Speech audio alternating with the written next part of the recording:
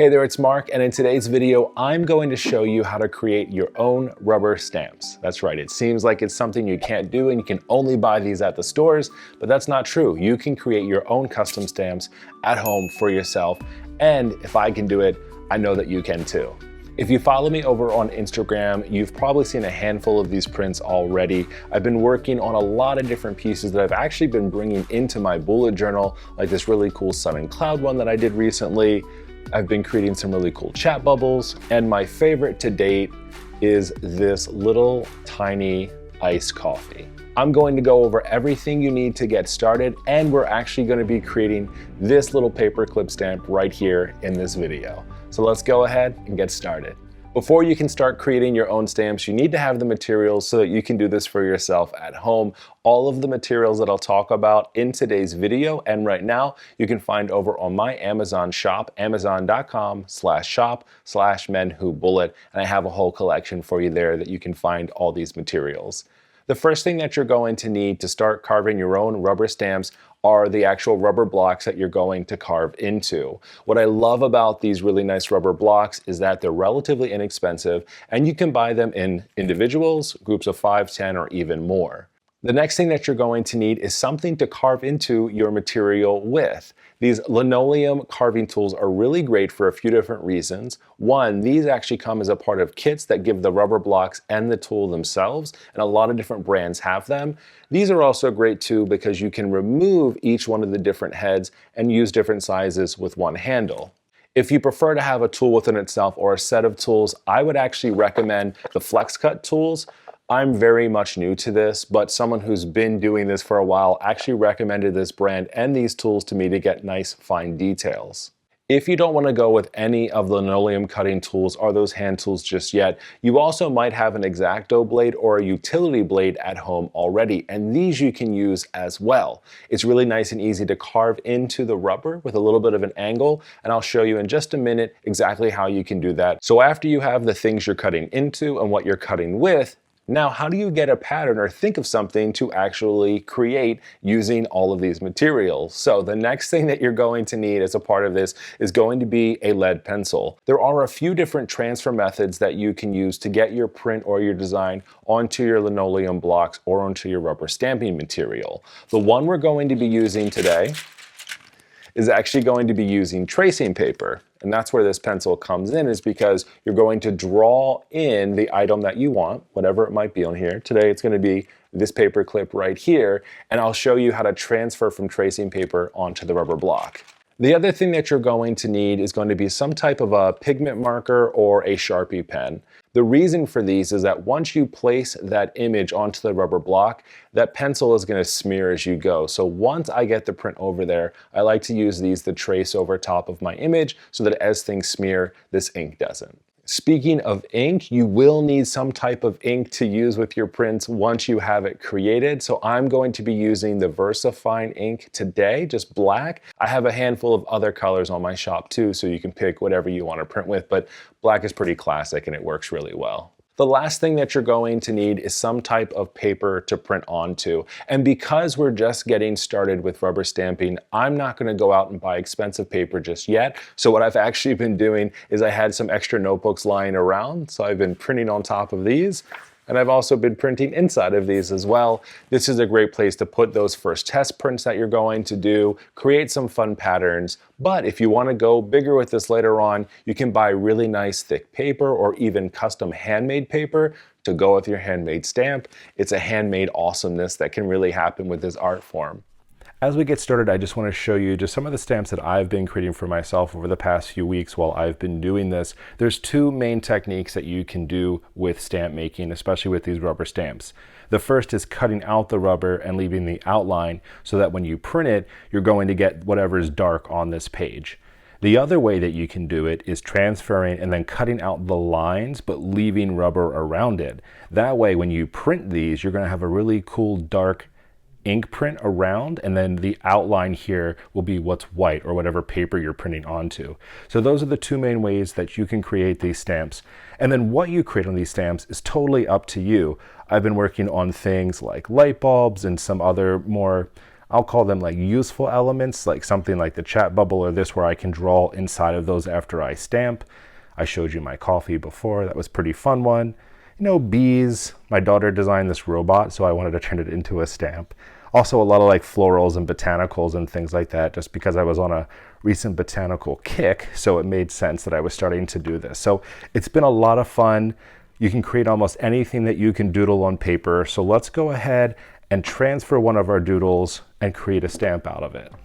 We'll go ahead and start with the materials that we're going to need to get everything started. So the first thing is going to be this rubber block that I got. As I mentioned in the beginning of this video, you can buy these in bulk. You can buy 5 or 10 at a time. You can also buy the starter packs with the cutting tool as well. So you kind of have everything that you need to get started. With this size, what I like is that you can cut it down to whatever you need. So we'll transfer closer over to the edge, cut off what we don't need, and then we have the rest of the stamp that we can use for something else. For this cut, I'm going to be using this Flex Cut carving tools here. This was the micro palm set that I got. The reason I got it was because they have very small gouges here. We've got 1 millimeter, 1.5, 2.5, and also a 1 millimeter with the V cut in it.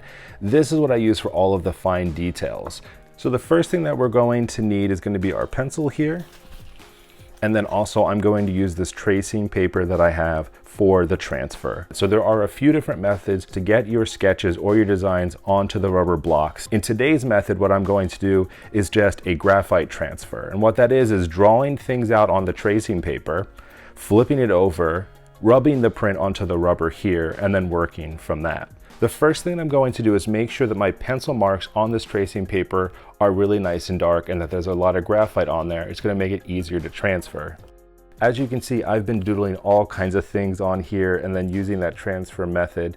What I like about this is it does give me a template that I can reuse over again if I want to remake any of my stamps. So it's not a one and done type approach as some of the other methods are. You also want to make sure that you're using a soft lead when you're doing this method. Anything too hard, it won't really transfer on there. So you just want to make sure a regular number 2 pencil is a great thing to have. You don't need any type of fancy materials to do this method. What we're going to do now is transfer this image onto our rubber block. So the way that I do that is I want to take my tracing paper and I'm going to put the part where I drew on with the pencil down on my paper. I'm going to position it where I want it. In this case, I do want to leave a little bit of space around where I'm working just to have something to grab onto. And in this case, what you can do is use a flat tool. So I just have this folding tool here, and I'm just going to rub that onto the rubber. You can also use a spoon if you want. You could use the other end of a marker or a pen. Something else you can do if you want is just to retrace over the same markings that you have with that pencil, and then that way you're just going to be pressing down on top of there and getting that transfer instead. So as you can see, it was super easy to do. That's why it's so important to have that soft lead so you get a really nice transfer here. So the first thing that I'm going to do here is cut this down just a little bit. I just don't want to work with such a large piece of rubber as I'm going through this. So I'm just going to nice and easily just cut out a little bit beyond my shape that I have here just to give myself some room to work with. And if you don't get a good cut, you can just kind of pull it off. And then we're going to go ahead and put this away because we have all this other surface that we can use for a different stamp. As I mentioned before, there's 2 main ways that you can cut out the rubber on these. If you don't have tools like these or the linoleum cutter or the blades like this, you can also just use your X-Acto blade or a utility knife to do that. I'm first going to show you how to do it just real quick, not all the way through, but just to get started using the X-Acto blade and one of my spare pieces here. So when you're using the X-Acto blade, the way that you can do this is by angling your blade, because what you're going to do in this first line here is you're going to cut up just on the outside of this line here, and then on the other side we're going to cut into that just a little bit, and that'll go ahead and remove the extra rubber from this. When I work, I do like to get a little bit closer to my piece because it's really important to make sure that you're getting that detail. And you'll see me a handful of times while I'm working, just repositioning my hands. I want to make sure that I'm not getting too close to that blade or holding my finger up here, which I know that I've done before as I'm cutting, because you just don't want to cut your finger. So I've made a nice little line up here. And then what I'll do is I'll turn it the other way, and I just want to cut it on that same kind of angle, but going down this other way. And as you can see, the rubber starts to come out from here. And as I'm cutting closer and closer, or in this case, even a little bit further away, you'll see that that rubber just comes right up.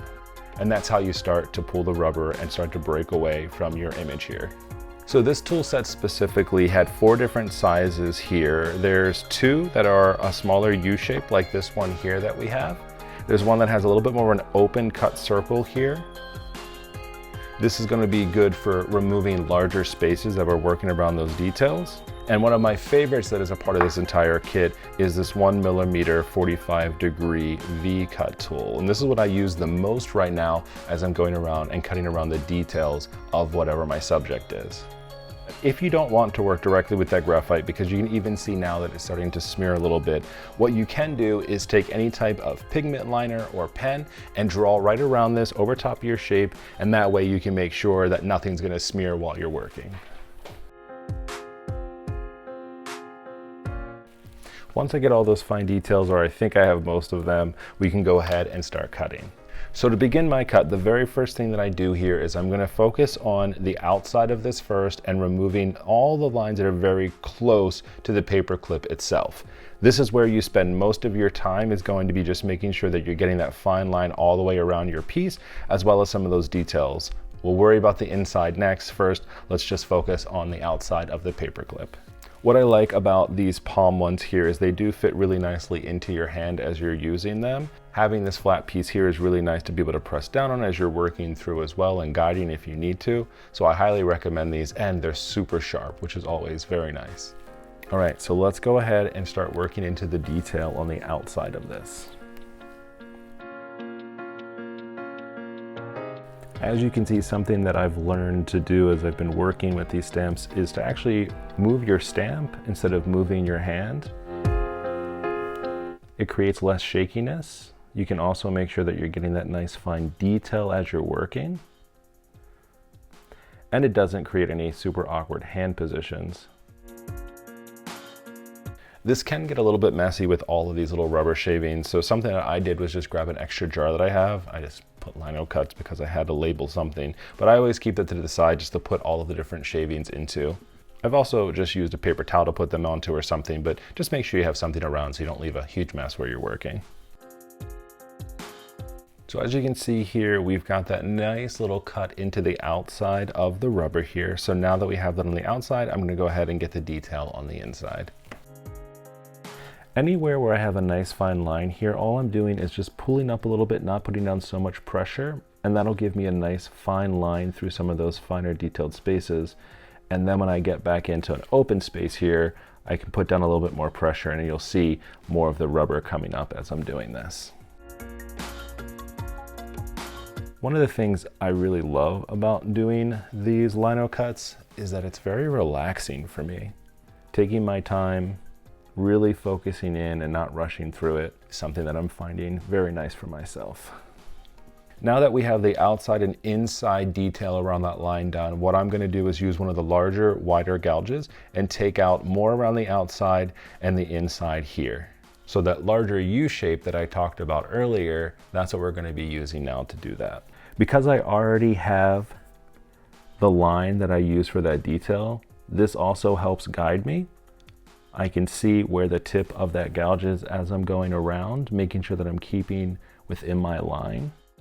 And that's going to help me just so I make sure that I'm not cutting into the rest of the design that I have here. One thing that I've been working on as I've been working this small and this close is with my hand placement. So you don't want to really carve towards your finger. I know that sometimes as I'm doing this, I have a bad habit of working that closely. If you do have to get into some of those details and you can't find a better place for your hand, just make sure that you're moving really nice and slow. It's just something that I've learned as I've been doing this, and other people who have done it much longer than me have told me the same exact thing.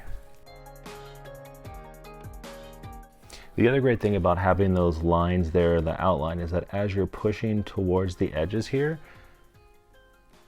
it automatically cuts itself off at the edge. So having that is really great as a way to know when to stop.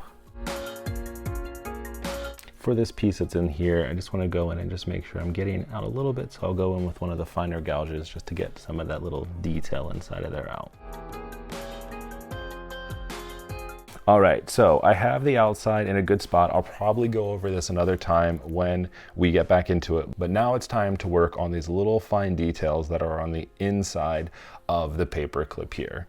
This is where I really like to do two things. One, I really want to make sure that I'm going over my lines now that I've cut the outline to make sure that I'm not cutting into those lines too much.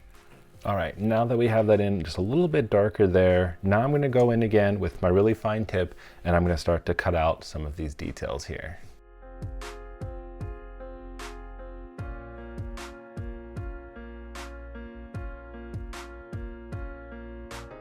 Well, something that you'll see me do here as I'm going in and making sure I'm getting these fine details is many times I'll actually hold my hand still. I'll just move the rubber as I'm going through.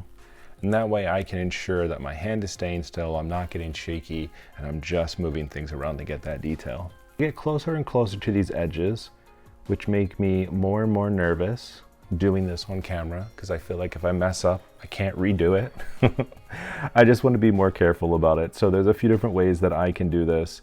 I can continue to use this tool here if I want, or I could use the X-Acto blade. And I think what I'm going to do now is use a mix of both of those methods in this spot because we're getting super detailed now.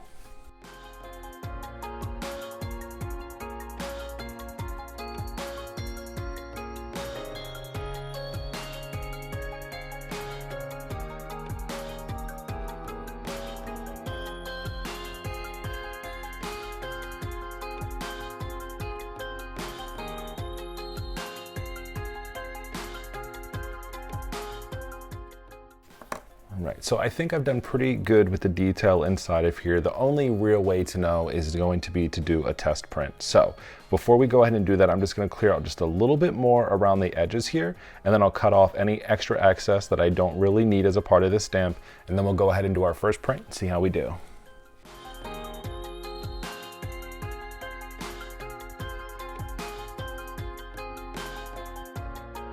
All right, now that I've cut out most of my stamp, the last thing that I'm gonna do here before we do our test print is I'm just gonna cut out a little bit of the extra rubber all the way around. I don't need all of this that's here. You could keep it there, but that just means that you have to really take this down all the way out to the edge.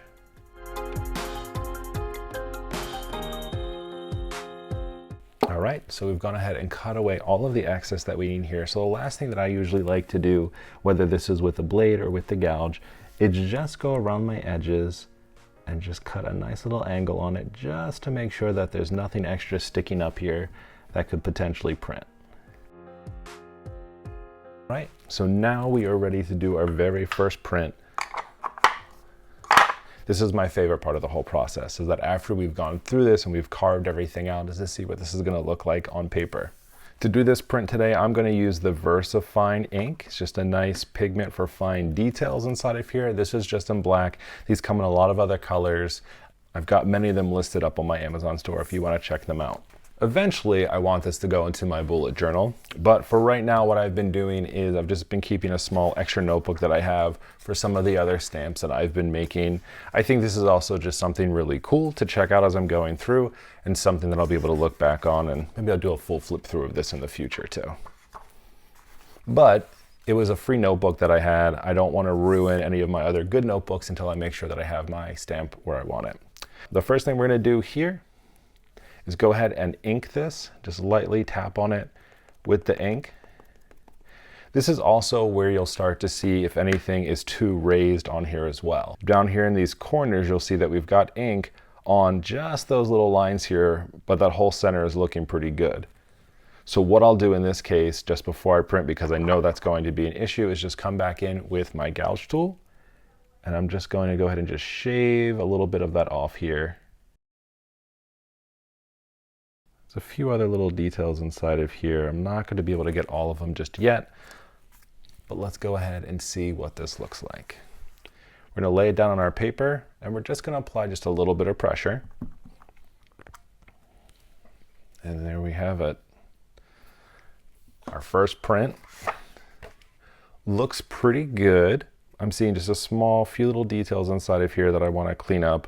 and a little bit here on the inside as well. So I'll go back in just real quick with one of my finer gouges here, and because it's a reflection, I should know exactly where those pieces are. All right, so I cleaned it up just a little bit more here, so we'll do the same thing. We'll take our stamp and our ink and tap it on top. And we'll go ahead and do our second print. And a lot of those imperfections that we saw before should start to go away. There we go. So we don't have any of those extra lines here, a little bit of detail inside of there.